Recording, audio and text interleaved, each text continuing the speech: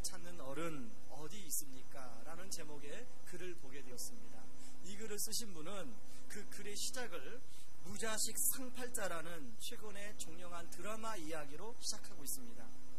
최근의 드라마 무자식 상팔자, 저는 한 번도 보지 못했는데 어떤 드라마인가를 인터넷에서 제가 보니까 그 이순재 씨도 나오고 또 한 이게 가정의 이야기, 3대가 사는 가정의 이야기, 그런 이야기가 나오는 드라마였습니다. 이분이 그 드라마를 자주, 다른 드라마는 보지 않지만 그 드라마를 챙겨보는 이유를 설명하는데요, 대가족 사는 이야기가 궁금하고 또 요즘 세대의 연애 방식과 그리고 가부장적인 가치관이 충돌하는 것도 참 재밌고, 그런데 뭐니 해도 그 드라마를 즐겨봤던 이유를 거기에는 어른다운 어른이 있었기 때문이다, 이렇게 그 글에서 이야기하고 있습니다. 그 드라마에서 이순재 씨가 역할을 하는 호숙이라는 그 등장인물, 참다운 어른다운 모습을 보여주고 있더라는 것입니다. 그 드라마에서 그 호숙이라는 그 인물은 이제 자기 와이프한테 등을 긁어달라고 하는 할아버지입니다. 그리고 이제 주유소에서 일을 해서 매일 자전거 타고 이제 주유소로 출근하고, 주유소에서 하는 일은 고작 계산기 두드리는 일이에요. 그런데 당당하다는 거예요. 왜 그러냐면 부끄러운 일을 하지 않았기 때문에. 그런데요, 그 글을 쓰신 분은 하는 얘기가 뭐냐면 지금 우리 주변에 이런 당당한 어른을 찾기가 힘들다는 것입니다. 국립국어원에서 그 어른에 대한 정의를 보니까요, 이렇게 정의하고 있습니다. 다 잘한 사람, 자기 일에 책임질 수 있는 사람, 결혼을 한 사람, 나이가 많고 경륜이 많아 존경받는 사람, 바로 이런 사람을 어른이라고 이야기하고 있습니다. 그런데 다 자랐지만 자기 일에 책임지지 못하고, 결혼을 했지만 가족들에게 존경받지 못하고, 나이가 많지만 경륜이 없거나 경륜은 있지만 존경받지 못한 어른이 너무 수두룩하다는 겁니다. 최근에 이슈화됐던 페이퍼 컴퍼니, 여러분 아마 뉴스에서 들어보셔서 아실 거라고 생각합니다.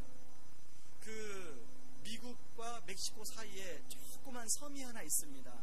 버진 아일랜드라는 섬인데 섬이 워낙 작다 보니까 세금을 받지 않습니다.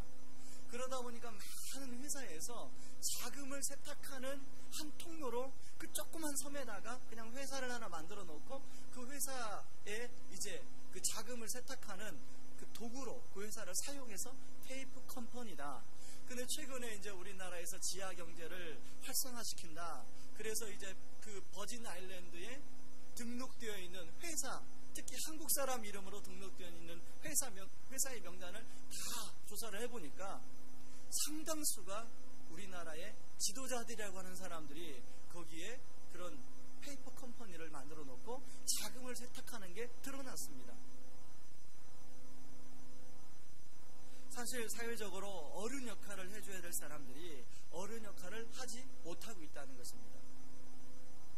사실 이런 사회적으로만 그 문제를 따질 게 아니라 많은 전문가들이요, 오늘 한국 교회의 문제는 저 같은 지도자들의 문제라고 하나같이 지적하고 있습니다.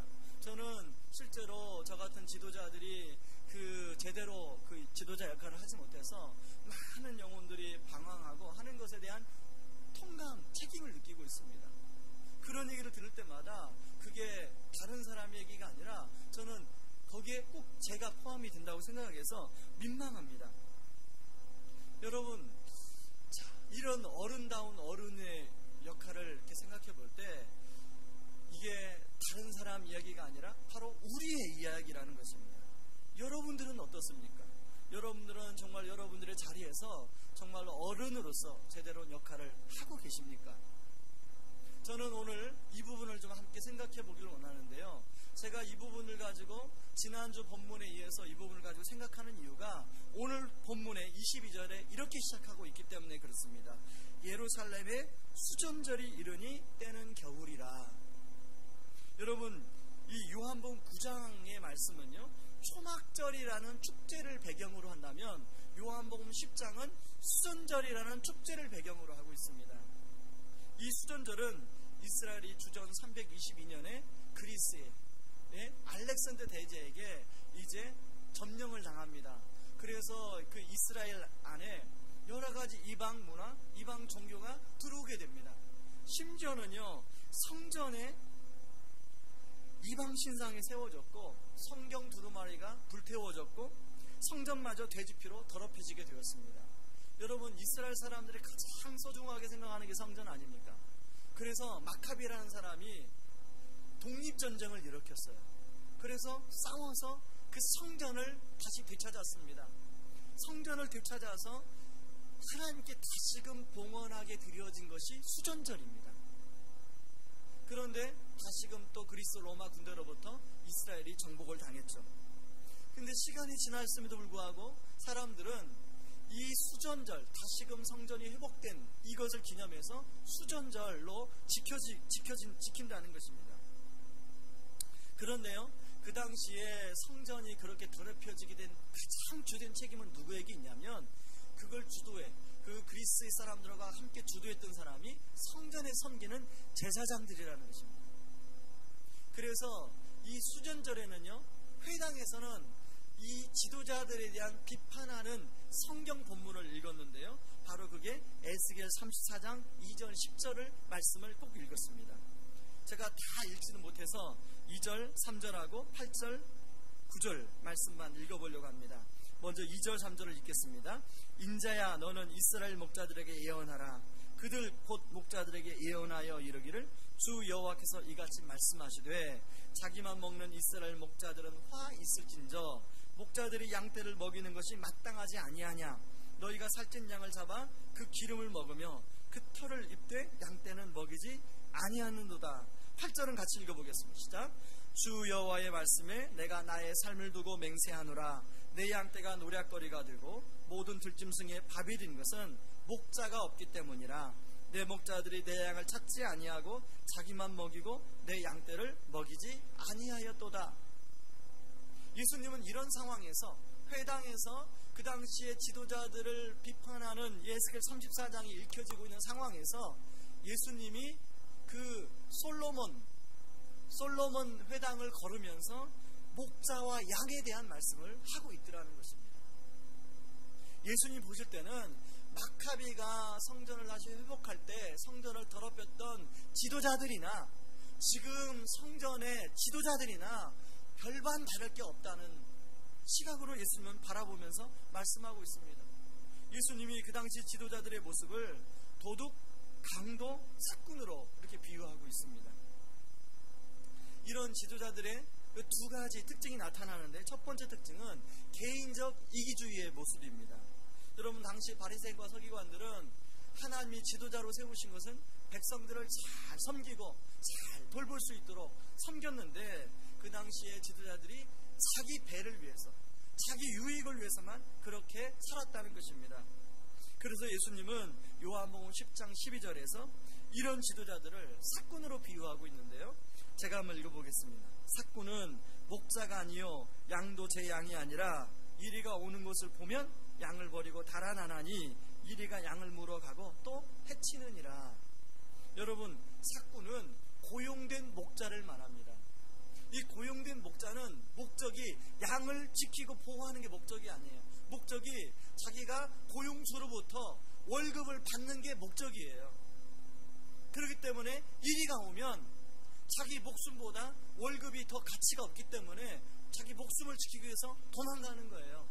그러나 진짜 목자는 양을 지키는 게 목적이에요. 양을 지키는 게 목적이기 때문에 이리가 와도 도망가지가 않습니다. 그런데 이런 개인적 이기주의의 모습은 그 당시에 지도자들만 빠진 게 아니라 모든 지도자들이 빠지기 쉬운 함정이라는 것입니다. 주로 우리가 비판하는 지도자들의 모습 보면 다 비슷한 이런 이기주의적인 모습 때문에 비판하지 않습니까? 그런데 가만히 보면, 우리도 보면 이기주의적인 생각을 또 행동을 할 때가 종종 있더라는 것입니다. 저는요, 생각이 이렇게 지나고 나서 나는 왜 이렇게 생각이 짧을까, 그렇게 후회할 때가 참 많이 있습니다. 제가 얼마 전에도 참 민망한 그런 후회를 한 적이 있는데요, 이제 평일날은 여러분 학교에 오신 분 아시겠지만 요 앞에 선생님들 차로 가득 찹니다. 주차할 곳이 없어요. 제가 이제 새벽기도 마치고 집에 갔다가 이제 출근을 하게 되면 자리가 한 곳이 비거나 거의 없어요. 그래서 주로 저 운동장 담벼락에 이제 차를 대고 걸어오는데 때로는 요령이 생길 때가 있습니다. 그래서 한 번은 저기 그 종이 쓰레기 버리는 그 쓰레기통 앞에다 차를 대놨습니다. 그리고 이제 신방 갈 때 차를 빼야지 생각했는데 오후에 나가보니까 어떤 분이 제 차 뒤에다가 흰 A4 용지로 양심적으로 여기다 주차를 하시면 안 됩니다 딱 붙여놓으셨어요. 여러분, 그 제 차를 선생님들이 아시거든요. 얼마나 막 민망한지. 그래서 얼른 그 종이를 뗐습니다. 그 종이 쓰레기를 이제 수거하러 오시는 분들이 이제 거기다 차가 주차되어 있으니까 차를 대고 이렇게 종이를 담아야 되는데 담지 못하니까 이제 어려움이 있어서 그렇게 붙여놓으신 것 같아요. 여러분, 혹시 우리 성도님들이 교회 오시면 거기다가 주차하시면 안 됩니다. 여러분, 저만 이렇게 민망함을 경험할 때가 있는 게 아니지 않습니까? 우리도 마찬가지예요. 우리도 생각이 짧아서 나도 모르게 이기적으로 생각하고 행동할 때가 종종 있더라는 것입니다. 그런가 하면요, 오늘 본문에 나오는 이 바리새인들은 배타적인 방어적 배타주의. 24절에 보니까요, 유대인들이 예수님을 둘러싸면서 그리스도이면 분명하게 말하소서라고 얘기합니다. 그랬더니 예수님 뭐라고 말씀을 하시냐면, 이미 내가 너희들한테 내가 그리스도라는 것을 이야기했다. 근데 왜 너희들은 또 나한테 이야기를 하라고 하느냐라고 반문하고 있습니다. 여러분, 요한복음 8장, 9장에서 계속 우리 살펴보고 왔지만 예수님이 계속 말하는 게 내가 그리스도라고 이야기하고 있는 거 아니겠습니까? 요한복음 9장에서도 내가 그리스도라는 것을 말을 했을 때 시각장애에 있는 것을 믿었습니다. 그런데 이 바리새인들은 믿지 않는 거예요. 여러분, 오히려 오늘 본문에 보니까 믿지 않을 뿐 아니라 신성모독죄라는 죄를 붙여서 예수님을 돌을 들어서 쳐서 죽이려고 하는 행동을 하는 것을 볼 수 있습니다. 여러분, 대화라는 것은 서로 교감하고 서로 의견을 나누고 서로 주고받고 하면서 대화가 이루어져야 되는데, 한쪽에서 마음을 탁 닫고 있으면 대화가 되지 않습니다. 지금 바로 본문에 나오는 바리새인들의 모습이 그렇습니다. 그런데요, 여러분, 우리의 모습은 이런 모습이 혹시 없습니까? 제가 예전 교회 섬길 때요, 한 여자 성도님이 저한테 와서 그렇게 말씀하시는 거예요. 목사님, 저는 우리 남편하고 이야기할 때만 되면 마치 담벼락을 보고 이야기하는 것 같습니다. 도무지 대화가 통하지가 않아요. 그런데요, 그분만 그렇게 얘기하는 게 아니라 옆에 있는 분이 듣다가, 당신은 그래? 나는 벽 보고 이야기하는 것 같아. 두꺼운 벽, 그것도 두꺼운 벽, 도무지 깨어지지 않는 두꺼운 벽. 여러분, 이게 아내들만 그런 얘기하는 게 아니라 여기 직장생활 하시는 분들이 이제 회사에 출근하게 되면 어떤 그 상관하고 이야기할 때 되면 마치 대화가 통하지 않는 답답함을 느낄 때가 있지 않습니까? 그런데요, 우리가 그런 불편함을 느끼는데 우리 역시 다른 사람이 나랑 대화할 때 그렇게 느껴질 수 있다는 것을 우리가 생각해 봐야 된다는 것입니다. 서론에서 말한 것처럼 참 어른을 찾는 게 참 쉽지 않습니다. 제가 왜 어려울까 생각해 보니까요, 제가 이제 리더라는 자리, 담임 목사라는 자리에 서 보니까 리더다운 리더로 사는 것 자체가 쉬운 일이 아니에요. 제가 아버지가 되어 보니까 아버지로서 사는 것 자체가 쉬운 게 아니에요. 아버지가 되기 전까지는요, 나는 얼마든지 좋은 아버지가 될 수 있어. 그런데요, 애들이 사춘기에 들었으니까요, 저는 좋은 아버지가 아니더라고요. 좋은 리더, 제대로 된 목자로서 어른의 역할을 해야 할 것을 오늘 본문에서 그래서 주님이 말씀하고 있는 거예요. 저는 우리가 처해진 각자 위치에서 이 참된 목자, 제대로 된 어른, 좋은 리더 역할을 하게 되면 초막절에서 이야기한 그 초막절에 그 찬란하게 초막절을 밝혔던 그 영광의 불빛이 우리를 통해서 세상으로 흘러가게 될 줄 믿습니다. 저는 솔직히요, 오늘 본문 말씀을 준비하는데 마음의 부담이 컸습니다. 왜요? 제가 이 부분에 자신이 있으면 자신 있게 준비할 텐데 이 부분에 찔리는 게 너무 많았어요. 그래서 이 본문을 그냥 건너뛰고 11장으로 갈까? 여러분, 저만 그런 게 아니라 저는 여기에 앉아있는 우리 모든 성도님들이 요한복음 11장 이 말씀을 10장 말씀을 우리에게 주신다면 우리가 저와 동일하게 자신을 비춰보고 정말로 우리가 어떻게 하면 주님이 원하시는 좋은 리더가 될 것인가를 한번 생각해보고 또 돌이켜보는 그런 시간이 되기를 바랍니다. 그렇다면 우리가 정말로 그런 리더가 되기 위해서 세 가지 영성이 필요한데요. 첫 번째 영성은 친밀함의 영성입니다. 요한복음 10장에 보면 아버지라는 단어가 참 많이 나오는데요. 요한복음에 총 117번이 나오는데 요한복음 10장에만 아버지라는 단어가 13번이 나옵니다. 예수님과 아버지를 굉장히 친밀한 관계로 특별히 요한복음 10장에서는 보여주고 있는데요. 요한복음 10장 15절 말씀을 한번 읽어보시기 바랍니다. 아버지께서 나를 아시고 내가 아버지를 아는 것 같으니, 또 요한복음 10장 30절에 나와 아버지는 하나이니라.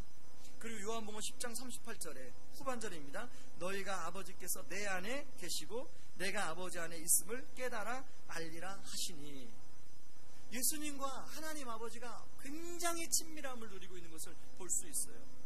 그런데요, 예수님은 하나님과 이런 친밀함에도 불구하고 매일 경건의 시간을 갖고 있다는 것을 알 수 있습니다. 마가복음 1장 35절, 새벽 아직도 밝기 전에 예수께서 일어나 나가 한적한 곳으로 가서 거기서 기도하시더니. 우리가 생각하면 예수님이 하나님이시고 하나님이 예수님이신데 그렇게 기도할 필요가 있나, 이렇게 생각할 수 있지 않습니까? 그러나 예수님은 새벽 미명에 나가 하나님 앞에 나가서 하나님과 친밀함의 교제를 이루었다는 것입니다. 특별히요, 마가복음 1장 35절 앞에 부분에 보면 그 전날에 예수님이 얼마나 사역이 바빴는지를 알 수 있어요. 오전에는 성전에서 말씀을 가르치다가 귀신 들린 사람을 만나서 귀신 들린 사람을 고쳐줍니다. 그러자마자 곧 바로 베드로의 장모님의 열병이 걸려서 그 집에 가서 장모님의 열병을 고쳐줍니다. 그 열병이 고쳐줬다는 소식이 온 동네에 퍼지자 많은 병자들이 예수님이 와서 고쳐달라고 밤 늦게까지 병자들을 고쳐주고 주무셨어요. 그런데 새벽 미명에 일어나서 다시금 하나님 앞에 나아간 것입니다. 사실 예수님은 하나님이시기 때문에 그 피곤한 날 하루 정도 제끼고 그냥 건너뛰면 그럴 수 있지라고 생각할 수 있는데 예수님이 그러지 않으셨다는 것입니다. 여러분, 하나님의 마음이 합한 사람이라고 했던 다윗, 이 다윗 역시도요 굉장히 주님과 하나님과 친밀함을 많이 누렸는데요. 여러분, 우리가 잘 아는 찬양 중에 모든 상황 속에서 라는 찬양, 그 제목 가사의 찬양을 아실 것입니다. 이렇게 시작합니다. 내 영혼이 확정되고 확정되어 싸우니 믿음에 눈들어 주를 바라봅니다. 아침이라 음정이 불안해도 용서해 주시기 바랍니다. 근데 이 찬양의 배경이 되는 말씀이요, 시편 57편 말씀이에요. 57편 7절을 보니까 하나님이여 내 마음이 확정되었고 내 마음이 확정되었사오니 내가 노래하고 내가 찬송하리다. 그런데요, 6절을 보니까 다윗이 지금 이 시를 작사하는 그 배경과 상황이 결코 편한 상황이 아닙니다. 6절에 보니까 그들이 내 걸음을 막으려고 그물을 준비하였으니 내 영혼이 억울하도다. 그들이 내 앞에 웅덩이를 팠으나 자기들이 그 중에 빠졌도다. 그런데요, 그렇게 어려운 상황에서 내 영혼이 확정되어 싸우니 내 믿음의 눈을 들어 주를 바라봅니다 라고 찬양할 수 있었던 것은 바로 8절 때문에 그렇다는 거예요. 8절 한번 읽어보겠습니다. 같이. 내 영광아 깰지어다, 비파야 수금아 깰지어다, 내가 새벽을 깨우리로다.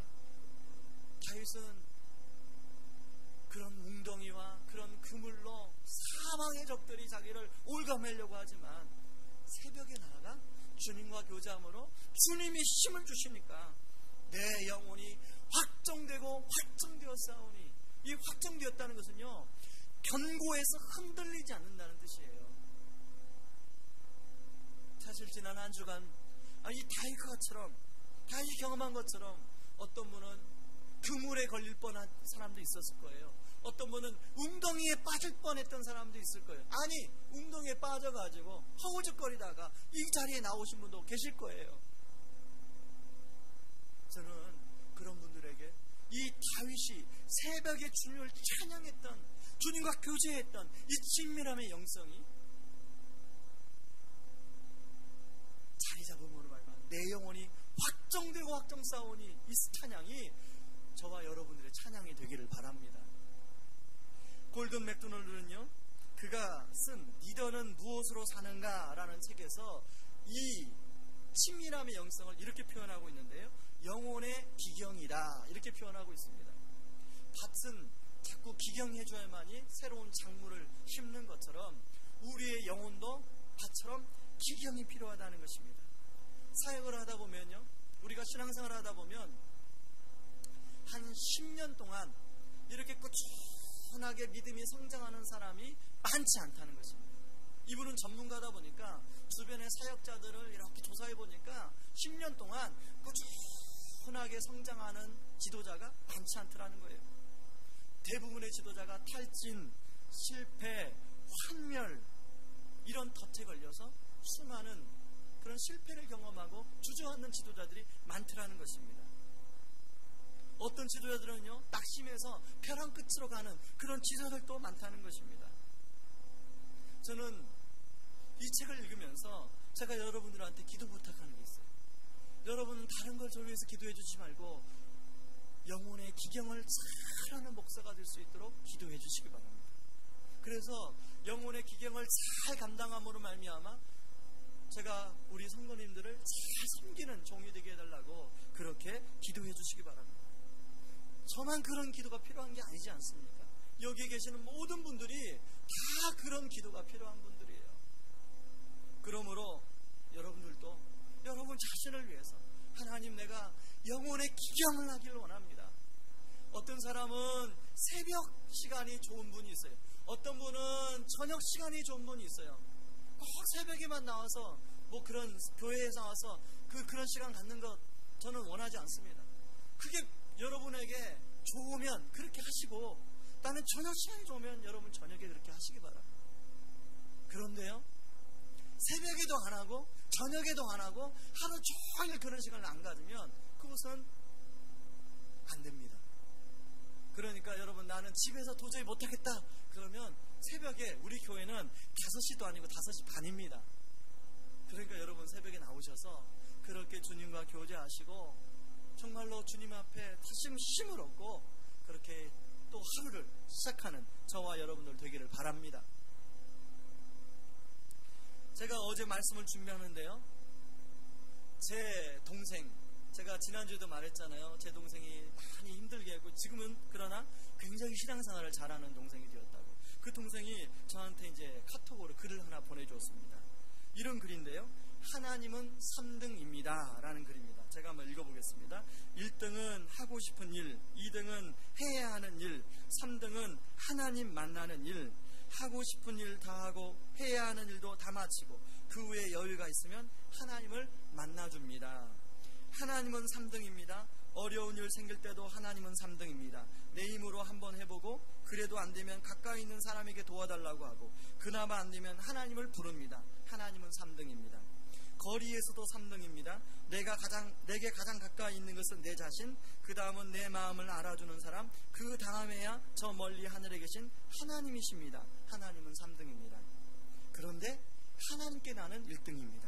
무슨 일이 있어도 내가 부르기만 하면 도와주십니다.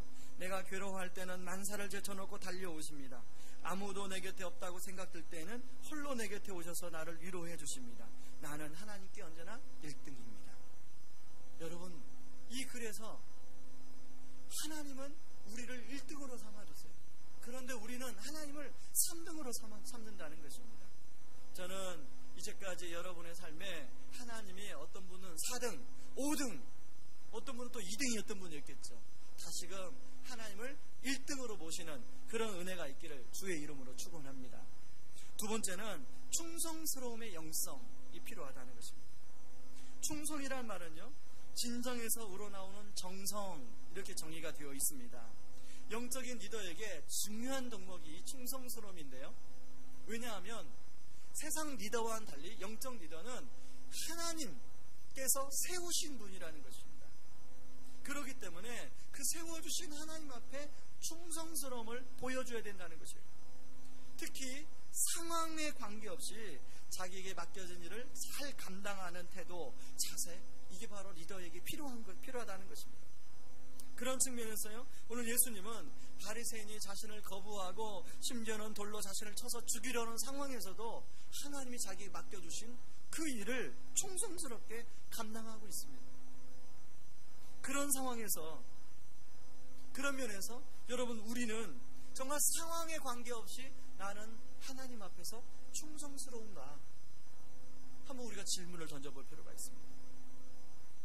우리는 혹시 조금만 상황이 여의치 않으면 쉽게 하나님께서 저에게 맡겨준 것을 포기하고 또 하나님의 약속을 따르지 않고 그런 모습은 우리에게 없는가?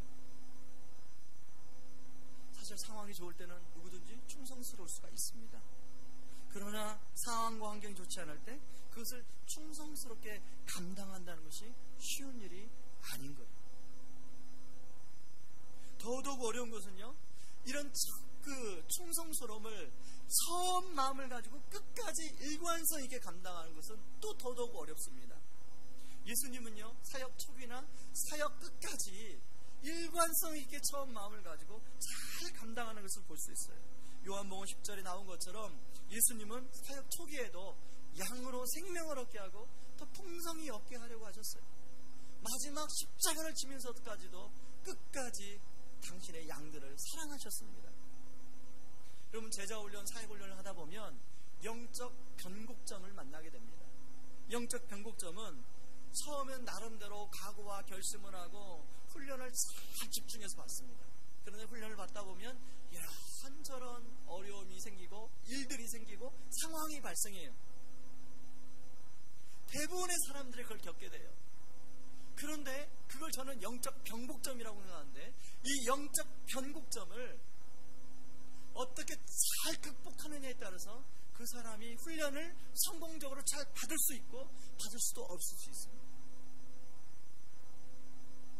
그것까지도, 그런 상황까지도 하나님의 훈련이라고 생각하고 마음의 초점을 하나님께 맞추면 그런 상황 속에서 나를 다듬어 가시고 훈련시켜 가시는 예수님을, 하나님을 경험할 수 있어요. 봉사도 마찬가지입니다. 봉사를 시작할 때는 처음 나름대로 각오도 있어요. 열심도 있어요. 그런데 봉사하다 보면 항상 어려움이 생기게 돼요. 예상치 못한 일이 생기게 돼요. 그러다 보면 시험에 들게 되고 또 봉사에 대한 처음 마음이 사라지게 됩니다. 그런데요, 그런 봉사를 끝까지 처음 마음으로 잘 감당하면 하나님이 주시는 기쁨이 있고 은혜가 있어요. 성장이 거기 안에 있습니다. 저는 저와 여러분이 그런 은혜와 성장이 있기를 주의 이름으로 축원합니다. 저는 충성스러운 사람 하면 성경에 이 사람이 생각나는데요, 여러분 사무엘하 11장에 나오는 우리야를 아십니까? 밧세바의 남편 우리야. 사무엘하 11장은 다윗이 이제 부하들을 전쟁터에 보내놓고 이상한 마음이 들어 이 우리야의 아내 밧세바를 범하게 되어서 죄를 짓는 내용입니다. 이제 밧세바가 임신한 사실을 알게 되고 그것을 숨기기 위해서 전쟁터에 나가 있는 우리야를 불러옵니다. 그래서 우리야로 하여금 집에 가서 이제 아내와 함께 시간을 보내게 해서 자기 죄를 무마시키기 위해서, 그런 내용이 사무엘하 11장이에요. 사무엘하 11장은 주인공이 다윗처럼 그렇게 생각되는데, 사무엘하 11장을 잘 보면 주인공이 다윗이 아니라 성경 기자가 우리야를 이렇게 보여주고 있는 것을 볼 수 있습니다. 한번 사무엘하 11장 11절 우리아의 모습을 한번 볼까요? 시작 같이 읽겠습니다. 우리아가 다윗에게 아뢰되 언약궤와 이스라엘과 유다가 야영종에 있고 내 주 요압과 내 왕의 부하들이 바깥 들에 진치고 있거늘 내가 어찌 내 집으로 가서 먹고 마시고 내 처와 같이 자리이까 내가 이 일을 행하지 아니하기로 왕의 살아계심과 왕의 혼의 살아계심을 두고 맹세하나이다 하니라. 여러분, 우리아가 다윗에게 말한 그 말씀을 잘 보시기 바랍니다. 언약궤와 이스라엘과 유다가 야영 중에 있고 내 주 요압과 내 왕의 부하들이 바깥들에 진치고 있는데 어떻게 내가 편하게 쉴 수 있습니까? 이를 얘기하고 있는 거예요. 여러분, 우리아에게 1등은 누구예요? 언약궤예요. 언약궤는 그 당시 하나님을 상징했습니다. 그리고 2등은 자기 민족 이스라엘이에요. 3등은 자기 상관 요압이고 자기 동료 부하들이에요. 근데 다윗은 연거푸 우리아를 집으로 돌려보내려고 하지만 끝까지 우리아는 집으로 가지 않습니다. 결국 우리아는 다윗의 모함으로 인해서 전장터에서 전사하게 돼요. 그런데요, 이 사무엘하 11장에 우리아의 이름이 14번이 언급이 되어 있습니다. 근데 이 우리아의 이름의 뜻은 여호와는 나의 빛이시니이다 라는 뜻이에요. 사무엘하 11장은 다윗의 더러운 음모, 아주 캄캄한 그런 밤과 같은 때예요. 그런데 우리아의 이름을 14번을 언급함으로 말미암아 곳곳에 하나님이 여호와의 빛을 비추고 있는 거예요. 하나님은 우리아 편에 서주신다. 여러분, 우리아의 이 충성스러운 모습, 저는 이 우리아의 충성스러운 모습을 묵상할 때마다 나도 하나님 앞에서 이렇게 끝까지 우리아처럼 충성스러운 종이 되었으면 좋겠다, 그런 생각할 때가 많습니다. 저는 참으로 감사한 것이 제가 이렇게 다른 교회 담임 목사님들을 만나 교제하다 보면 부교역자들에 대한 이 만족하지 못하는 이야기를 종종 하실 때가 있어요. 그런데 하나같이 우리 교회 교역자들 보면 참 충성스러워요. 때로는 이런 부분에 저런 부분에 제가 기능적으로 좀 더 도와줘야겠다 이런 마음을 느낄 때도 있지만 하나같이 그 중심이 충성스러움이 있어요. 그래서 이 말씀을 준비하고 있는데 우리 교역자들이 너무 고맙게 느껴지더라고요. 여러분, 이제 그 잠옷실 수요 예배를 지하에서 계속 드리고 있다가 이제 여기서 드리겠다고 이렇게 우리가 말씀 광고하지 않았습니까? 근데 그렇게 했던 게 이제 잠옷실의 영상이 송출이 안 돼서 지하에서 하면 지금 다시금 이제 수요 예배를 저 지하에서 드리는데요.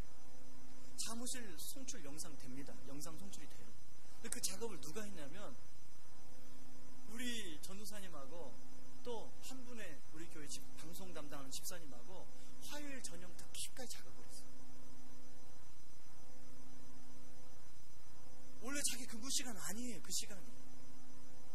그러니까 그런 전도사님, 그런 성도님이 계시니까 그게 얼마나 감사해요. 저는 우리 모든 성도님들이 이런 충성스러운 영성을 갖기를 주의 이름으로 축원합니다. 세 번째는요, 섬김의 영성입니다. 당시의 지도자들은 섬기기보다는 섬김 받는 것을 좋아했습니다. 이것을 어떻게 당연하게 여겨졌어요. 그래서 그 마가복음 12장 38절 39절에 보면요, 예수께서 가르치실 때 이르시되 긴 옷을 입고 다니는 것과 시장에서 문안받는 것과 회당의 높은 자리와 잔치의 윗자리를 원하는 서기관들을 삼가라. 그 당시의 지도자들은 시장에서도 섬김받기를 원하고 잔치집에서도 섬김받기를 원하고 가는 곳마다 섬김받기를 원했어요. 그런데요, 예수님은 그것을 파격적으로 뒤집으셨어요. 예수님은 철저히 섬김의 종으로 사역을 하셨음을 볼 수 있습니다. 마가복음 10장 45절에 보니까 같이 읽습니다. 시작. 인자가 온 것은 섬김을 받으려 함이 아니라 도리어 섬기려 하고 자기 목숨을 많은 사람의 대승물로 주려 함이니라. 요한복음 10장에도 예수님이 목자를 비유하면서 섬김의 목자에 대해서 이야기하고 있습니다. 양을 잘 돌보는 건 섬김이 있어야 가능하지 않습니까? 나는 선한 목자라 선한 목자는 양들을 위해서 목숨을 버리거든요. 목숨까지 내어주면서 우리를 섬기고 있더라는 거예요. 그런데요, 이렇게 예수님이 양들을 섬기신 것은 양들을 사랑해서 양들의 유익을 위해서 그랬다는 거예요. 여러분, 그런 모델이 또 바울에게서도 찾아볼 수 있는데요. 사도행전 20장 35절 38절에 보면 에베소 교회 장로들하고 헤어지는, 그런 예루살렘으로 올라가기 전에 헤어지는 장면이 나옵니다. 한번 같이 읽어보겠습니다. 범사에 여러분에게 모범을 보여준 바와 같이 수고하여 약한 사람들을 돕고 또 주 예수께서 친히 말씀하신 바 주는 것이 받는 것보다 복이 있다 하심을 기억하여야 할지니라. 이 말을 한 후 무릎을 꿇고 그 모든 사람들과 함께 기도하니 다 크게 울며 바울의 목을 안고 입을 맞추고 다시 걸그를 보지 못하리라 한 말로 말미암아 더 근심하고 배에까지 그를 전송하니라. 자신을 정성으로 섬겨준 그런 바울과 헤어지기 싫어서 많은 사람들이 울며 마지막 그런 헤어짐을 이 본문에서 볼 수 있습니다. 그런데 이런 예수님의 섬김의 리더십이 최근에 들어서 일반 조직에서도 그것이 통용되고 있더라는 것입니다. 옛날에는 리더십 하면은 약간 가부장적인 리더십이 주를 이루었다면 이제는 섬김의 리더십이 대세라는 겁니다. 여러분, 프로야구 감독 중에 2부 리그 감독을 맡고 있는 고양 원더러스 김성근 감독을 여러분 혹시 아십니까? 이분 밑에서 선수 생활하는 사람이 최근 11명이 프로야구 1부 리그로 진출을 했는데요. 이분이 책을 여러 권 집필하셨습니다. 그 중에 리더는 사람을 버리지 않는다라는 책이 있습니다. 이 책의 구성이 특이한데요. 이 감독의 제자 10명이 이 감독님에게 편지를 썼어요. 그리고 그 편지에 대한 답장을 쓰면서 리더십을 설명하고 있는, 그렇게 구성된 책입니다. 이 책에 보면 야구의 문외한인 저에게도 참 감동적인 이야기가 많이 나오는데요. 야구 선수로서 생명이 이제 불치병이 걸려서 생명이 끝난 그 선수를 구단에서 허지처처럼 버리니까 감독이 자기 사비를 들이면서 구단과 싸워서 그 선수를 이제 해외에서 치료를 받을 수 있도록 그렇게 조치를 해주는 내용이 나오고요. 또 어떤 선수는 이제 나이가 다 돼서 은퇴를 하는데 그 선수가 인사하러 오니까 이 감독이 그 선수가 이제 절을 하니까 감독도 맞절을 했다는 그런 이야기도, 에피소드도 그 얘기 나오고요. 그 외에도 많은 에피소드가 그 책에 나오는데요. 그 책 에피소드뿐만 아니라 아주 이 감독이 했던 유명한 말들이 나옵니다. 어록들이 나오는데요. 그 어록 중에 하나를 제가 읽어보겠습니다. 사람은 누구나 자기를 알아주는 사람을 위해 헌신한다. 그 사람을 알아준다는 것은 그 사람이 잘할 때 잘한다고 말해주는 게 다가 아니다. 그 사람이 힘들 때 그 사람의 짐을 나눠줘야 한다. 더군다나 리더라면 나눠지는데 그치면 안 된다. 그 사람의 짐을 다 들어줄 마음이 있어야 한다. 그런 마음을 먹어도 겨우 반을 들어줄 수 있을 뿐이다. 아픈 건 오로지 그 사람의 몫이라서 그렇다. 그래도 다 들어주겠다는 마음이 있어야 사람이 진실해진다. 저는 이 김성근 감독의 그런 리더십을 보면서 참, 난 야구를 잘 모르지만 이 감독을 좀 배울 게 참 많은 분이다 라는 생각이 들었습니다. 여러분, 이처럼 섬김의 리더십은 어느 곳에서나 빛을 발한다는 것입니다. 저는 감사한 것이 우리 교회 성도님들 안에 이런 섬김의 문화가 많이 자리 잡고 있다는 게 너무 감사해요. 이제 저희는 학교를 사용하기 때문에 주일날 이렇게 예배를 드리려면 주중에는 학생들이 사용하기 때문에 토요일날 누가 와서 정리를 해야 돼요. 청소를 해야 돼요. 그런데 우리 남자 집사님들이 돌아가면서 나오셔서 깨끗하게 화장실부터 식당 또 여러분이 앉아있는 이 본당 깨끗하게 이렇게 청소를 하고, 그분들도 토요일날 쉬고 싶을 텐데 나와서 섬기는 것을 보면 얼마나 감사한지. 그리고 여러분이 이제 예배를 끝나고 탁 하면 또 제가 누구라고는 말씀드릴 수 없으면 다 아시겠지만 화장실 청소, 화장실 또 쓰레기를 다 비우시는 분이 계세요. 그런가 하면요, 여러분이 이제 우리가 식수 인원이 많아져가지고 한 2주 전에 밥솥을 큰 걸 샀습니다. 이제까지는 50인분 이런 밥솥에다가 밥을 했는데 이제 300인분 밥솥을 샀어요. 근데 지난주 주일날 300인분 밥솥을 해보니까 우리가 미처 그냥 밥솥만 사면 되는 줄 알고 위에 후광을 달지 않아가지고 막 그 주방 안에 온통 뜨거운 연료로 가득 찼어요. 그래서 이제 후광을 달아야 되지 않습니까? 근데 어제 저녁에 일주일 내내 본인 일을 하시고 시간이 안 되니까 어제 오후부터 오셔가지고 후광잡을 어제 밤 한 9시까지 하신 거예요. 늦게까지 후광잡고. 그래서 아마 여러분 오늘 우리 주방팀들은 후광이 달려있어서 오늘은 좀 덜 할 겁니다. 그렇게 섬겨주시는 집사님들이 계시니까 그게 얼마나 감사한지 모르겠어요. 저는 앞으로도 우리 교회 안에 자그마한 건 하나지만 이런 섬김의 문화가 잘 자리 잡기를 바랍니다. 여러분, 저는 우리 우성고등학교 교장선생님에 대해서 여러 번 제가 이야기했지만 교장선생님이 한 11시 50분이면 점심 식사하러 오십니다. 식당에. 그 2층 우리 사무실 바로 밑에 있는 그 식당에 오시는데 식당에 오실 때마다 항상 손에 쓰레기가 달려있어요. 쓰레기가 쥐어져 있어요. 오시는 길에 애들이 쓰레기를 버리면 항상 쓰레기를 주셔서 그 식당 2층에만 쓰레기통이 있으니까 거기다 버리세요. 그 손이 더러울 거 아닙니까? 다른 선생님들은 그러신가 보니까 다른 선생님 그러신 분이 없어요. 교장 선생님만 그러세요. 이 섬김이 이게 배어 있는 거예요. 저는 우리 교역자들하고 또 우리 성도님들하고 사진을 찍을 때 하나의 컨셉이 있습니다. 어떤 컨셉이냐면 담임 목사가 누구인지 모르게 하자. 이게 제 컨셉입니다. 어떤 분들은 그런 제 컨셉을 이해하지 못하고 목사님 가운데로 가서 쓰세요 이렇게 하시는데 앞으로 저한테 그렇게 하지 마시기 바랍니다.